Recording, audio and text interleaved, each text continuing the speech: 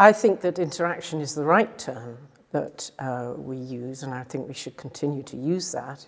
It's really about the type of interaction that we have and the impact of those interactions. So the Anthropocene describes high interaction or high impact of interactions by people, by humans on the environment.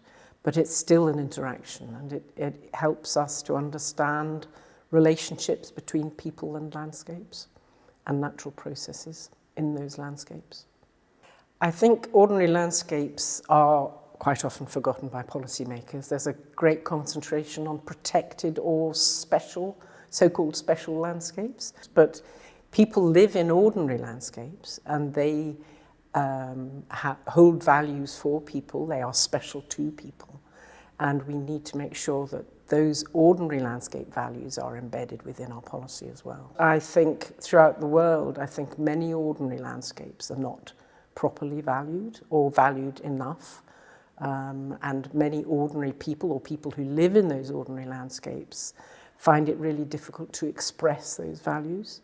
So I think that would be my main advice, is to develop ways of helping people express their values of their ordinary landscapes.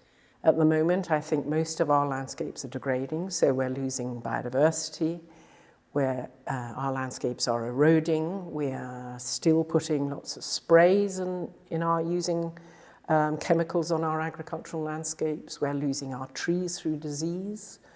We're losing our landscapes through flooding.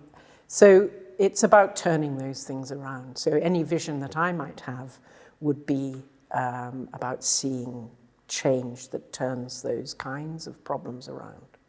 I suppose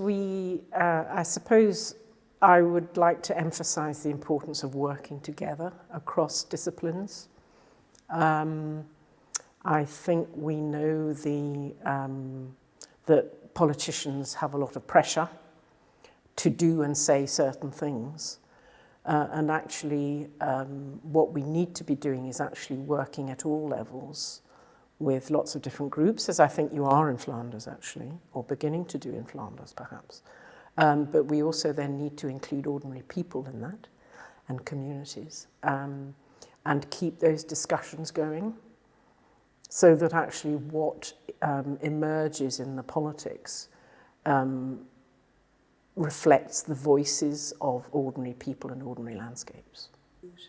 Yes, I think the concept of commons is a really great one. I mean, Elinor Ostrom's concept of common pool resources is really useful, I think, in landscapes, as well as marine environment where she worked. And certainly we have lots of traditional commons, and I think the legal situation can be simplified. But the concept of commons is really strong, really important, and I think the more people have access to landscape, the more they will value and be able to express those values at whatever level they are.